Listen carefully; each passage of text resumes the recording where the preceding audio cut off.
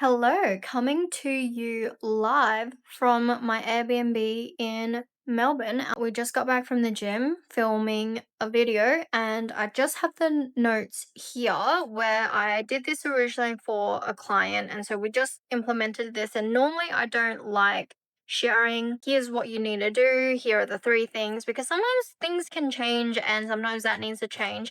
And I like to create my videos so that they're more showing the behind the scenes and the why so you can understand the philosophy and go and implement it. But I thought, one, emails aren't going to go away anytime soon, and two, offers probably aren't going to go away anytime soon, and everyone wants more money. So let's do it, right? So these are what I like to call my fat payday campaign. When I'm wanting a big fat payday, either for myself or for a client, and so there are some conditions. You have to have made sales before, you must be willing to look at your sales data, what has worked, what hasn't worked, that kind of stuff, and you want a big fat payday.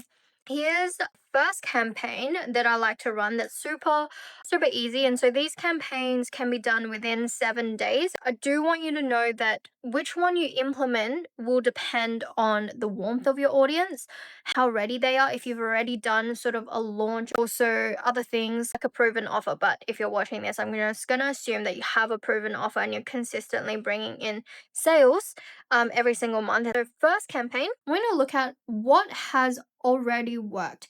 So for one of my clients, we're taking something that he has already created for his offer, so like a resource that's a part of his offer. And so for you, you can look at what are things that you have already created that clients always ask for.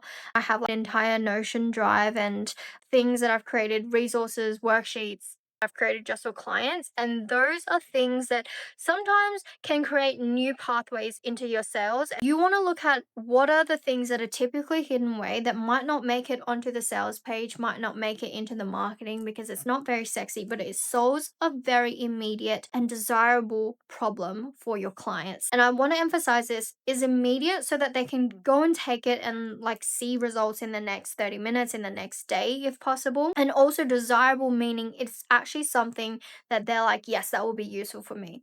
And so I'm going to take a whole scan of your offer. What are the things that actually get used quite a lot and isn't mentioned on the sales page? Because also on the back end of that, if there is enough interest and it actually brings a lot of new people into your world, you can then create another mini offer on that. Usually if you have a high ticket, or it's something that's known as the catalog model, my mentor calls it that, where basically you create offers where the offer solves a problem, and then that problem once solved creates another problem, and so on and so forth. So, but that's getting into nitty gritty. What I want you to focus on is what can you pull out, or what have you already created that can be very valuable to your audience, and yeah, package it up. And so we're going to sell it with three emails, three very simple emails, or three simple posts, or three simple stories.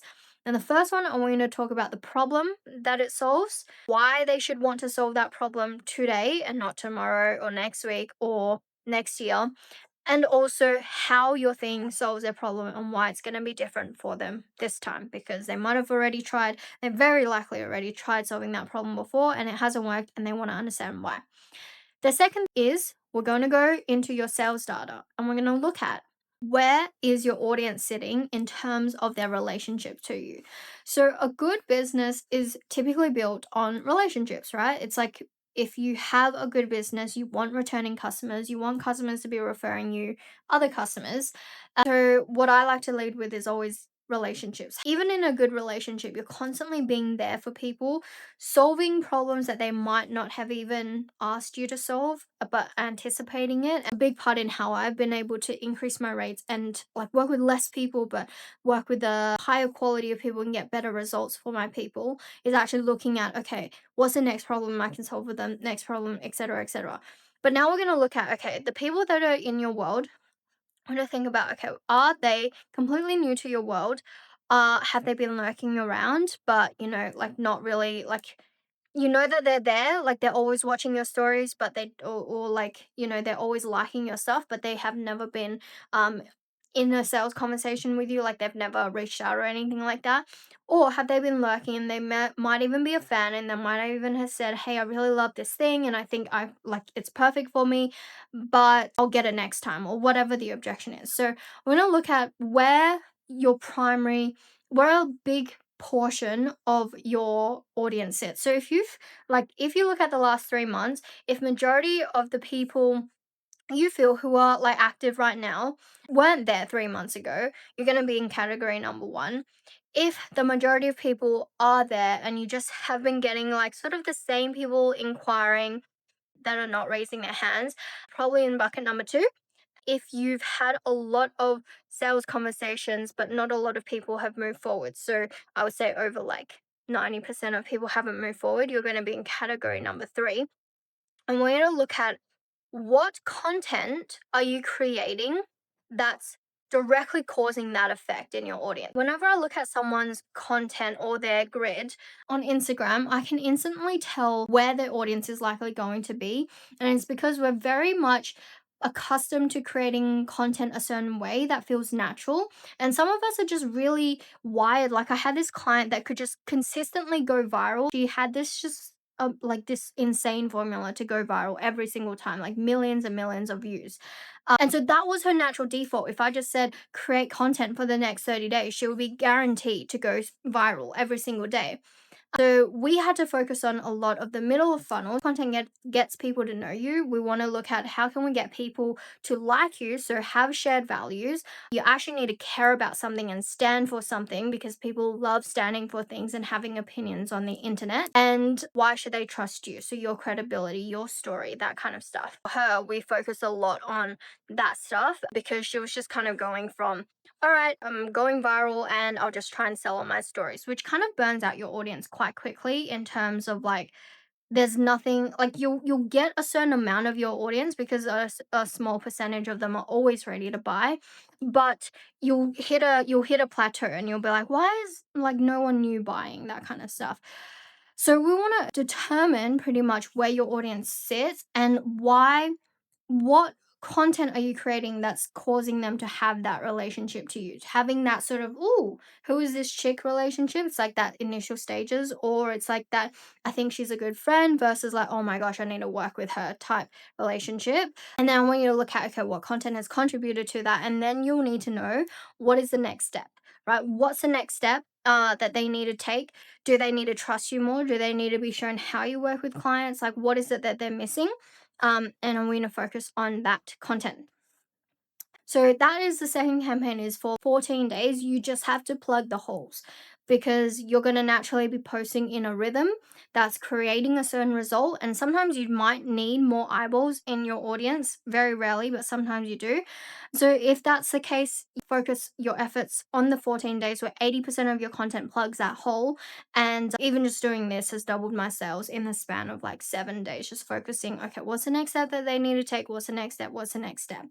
A third and final campaign that I have got written here is I want to look at all the people who haven't bought and also all the people who have bought.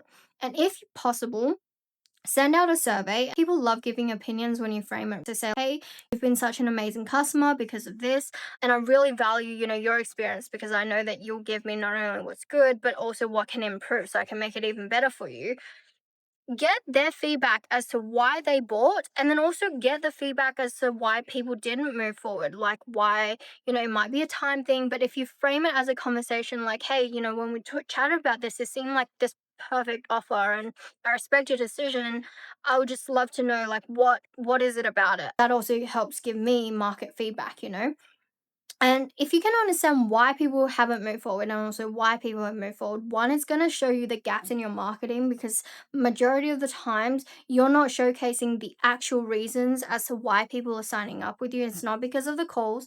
It's not because of, your personalized plan. It's not how much time they get with you. Usually it's something very specific that they find really valuable, but you might just go, oh, like that, I thought that was nothing. But because it comes so naturally to you, or you've been doing it for so long that you just kind of overlook it. So we need to figure out what is that unique selling point essentially and get it from your customers to get them to tell you. Then I want you to look at for the people who haven't bought in, are you creating content that actually showcases that? Because sometimes it can just simply be a misunderstanding. Sometimes it's simply like not a good fit, which we don't want to force people to work with us if they're not a good fit. But we want to see, okay, is it a gap in the marketing? And if it is a genuine objection or a feedback, I just see objections as feedback, right? Every no is feedback, every rejection is feedback. I want to think, okay, maybe that's really relevant if three of the people who I thought were going to be amazing clients didn't end up signing up because for some reason I haven't thought about the fact that they're super busy and they might not have time to do the thing, to do my complete thing. Can I create something that specifically addresses that objection? Maybe integrate it as part of my offer. But what I like to test, because I'm all about speed as well with these campaigns, is like, can we get new people in through the door? And so this isn't even going over like if you've got a client base, like there's so many things that we can do to have big fat paydays, but this is all about getting new people in. If they have a valid objection that you haven't considered regarding your offer, say like, "Oh my gosh, thank you so much. I haven't actually considered that. But here's what I'm thinking, right? If I create something that does this, and we know that that was perfect for you, but it wasn't like, it didn't work out because, this, and now I'm going to add this in and it's going to solve your problem this way.